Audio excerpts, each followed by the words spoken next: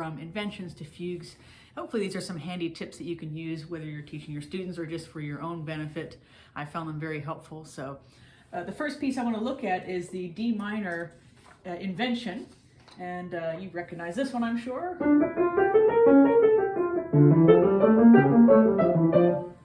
One thing that I found helpful is to actually practice the 16th notes all staccato.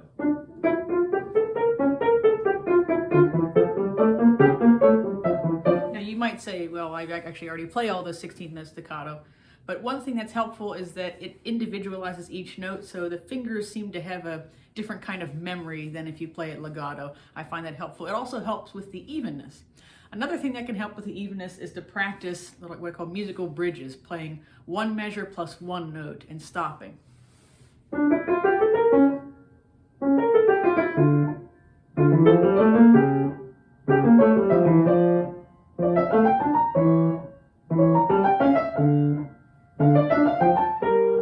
And what I find that's helpful with that is it almost resets the brain. So you play one group of notes, reset, play another group of notes.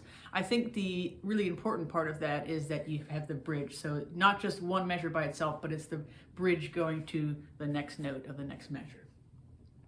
I also find that sort of quick spurts of 1 to 2 measures can also help. Very similar to what I just did, except doing longer groups. So 2 measures plus 1 note.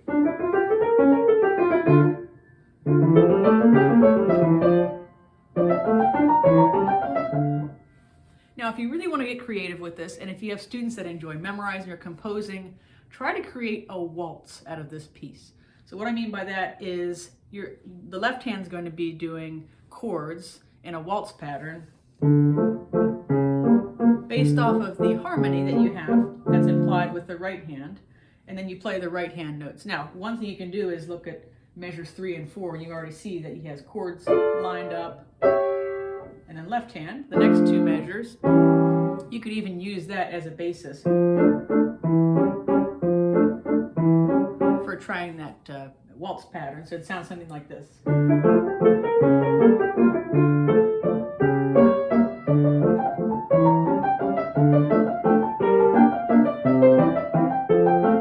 And you might say, well, that's too complicated. But one thing that I think it helps with is just solidifying the chord in the back of your mind, because of course one of the challenges with playing Bach is that it's so linear and so contrapuntal. It's not as simple as chords in the left hand, melody in the right hand. It's another reason that makes it more difficult to memorize. So having that harmonic basis really helps. Now I added the waltz pattern just because I think it's fun, but you could also just play simple chords.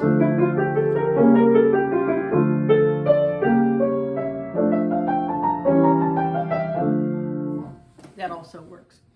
So that's just a little bit about the D minor Invention. Another one of my favorite inventions is number 8. I think everybody knows this one.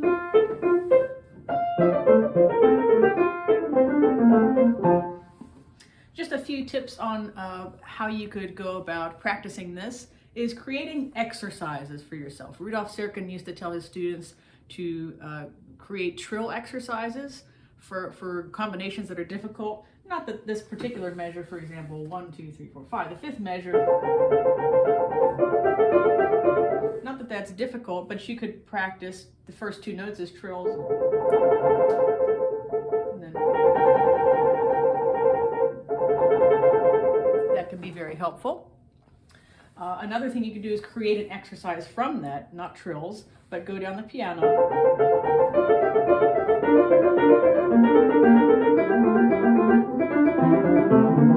And you can also transpose that. Sometimes it's fun to tell your students, I want you to create an exercise using one of the tricky parts of this piece. So you could use that, and that's a wonderful little pattern. And you could transpose that to a different key, maybe D major.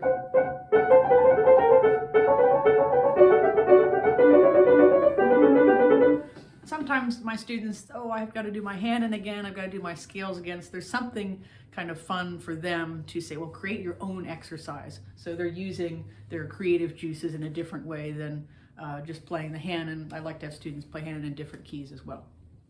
Another part of this piece that you could turn into an exercise is just the very second measure. You could go.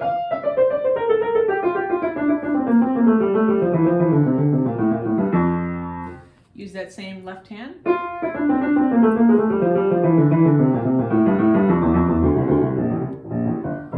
Again, you could transpose that. So that can be very helpful. You can do that with different inventions as well, not just this one, but I thought I would use this as an example. Another fun thing I like to do is to transpose to a different octave. Now, for those of us teachers that are used to hearing this over and over again, we might get a little bit sick of it. So you could try in a different octave just to kind of give the a little spark to the ear that's going to be different.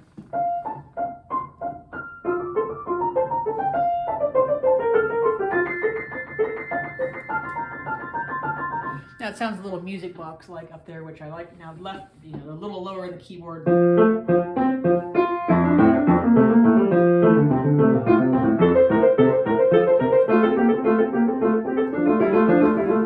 It just helps bring out the harmony in a different way, and of course you're using different notes, obviously, so that can be a helpful thing to do. Another piece we all know very well is the Prelude from the C major, Well-Tempered Clavier, Book 1. As you obviously can tell, they're all basically just broken chords. So I like to have my students learn this piece as chords, and I like to, if I'm going to memorize it, I just learn the chords first.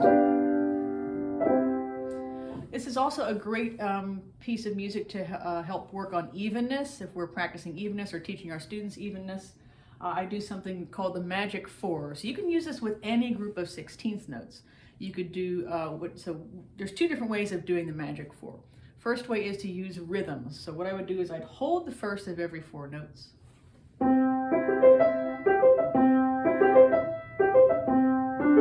And then I hold the second of every 4 notes.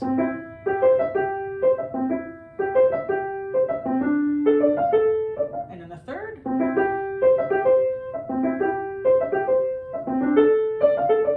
And then the fourth.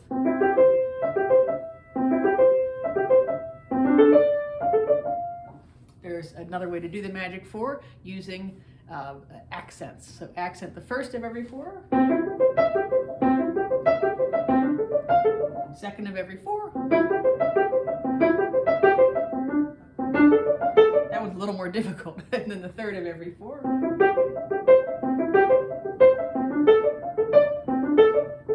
And then the fourth of every 4, which tends to be really tricky.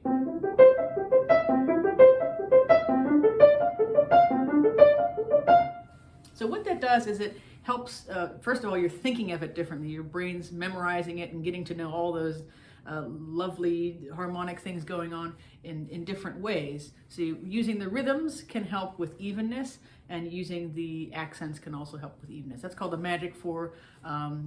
Just to clarify, where I got that from was from my teacher at Peabody, Brian Gans. He taught me about the Magic 4. So kudos to Brian Gans there. And then lastly, one more note about the Prelude. It's also a great exercise to voice with. So let's say you're just working on the chords, and let's say we're working on, I want to get better at voicing these. Practice just putting more weight to the top. I want to bring out the E. Now I want to bring out the C. Now I will bring the G, and then the E, and then the C. You can apply this to any piece of music that you're working on voicing with chords. It's also a way you can do that if you're having trouble voicing is to play the note you want to voice to first, and then the other ones follow.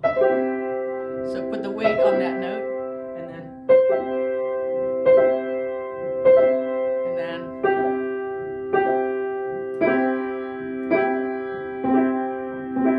that way it's sort of, it's a way to make it slightly easier. This works really well with students as well. I tell them to pick out your favorite chord of this piece. Maybe it's this chord.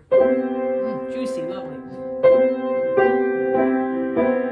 And it's a way to work on voicing.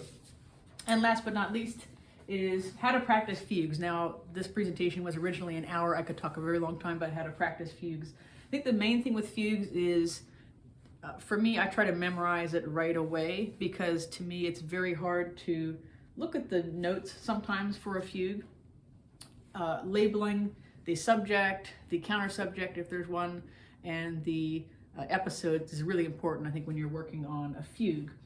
So this is a G minor fugue from Book 1, 4 voices. So I'll just go through and analyze the piece first without even playing a note of it. And then I try to look for any cadences that are very clear in terms of what key we're in. For example, in measure 12, it's very clear that that leads to B flat major. So I even put like a little square in my music and just say what key I'm in. That way I have some kind of landmark or a checkpoint or anchor to kind of help me as I'm going along with it.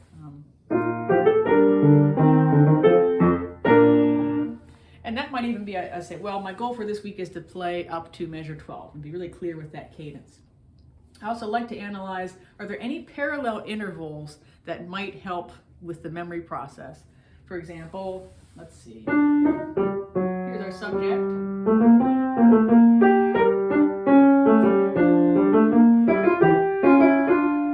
So already there we have parallel thirds. That's something for the ear to connect to. Here, I like that counterpoint there, the contrary motion. So tension and releases are good to follow. Another place where you have parallel intervals is more thirds. I also like to follow any motion that's stepwise. So that's a good example where the left hand's all stepwise motion, right? And another spot where I think that's pretty clear is the episode in measure 8. Now that has stepwise motion, plus it has those parallel intervals, which is going to make it easier to memorize and to learn. Here's another one. So following the parallel intervals, I think, is a really good way of practicing. These are more memory tips, but I think they might help with your practicing. I hope that these are helpful for you, and I hope you enjoyed this more like 10 minutes for a new idea. I went a little over time. Maybe sometime we'll talk more about fugues.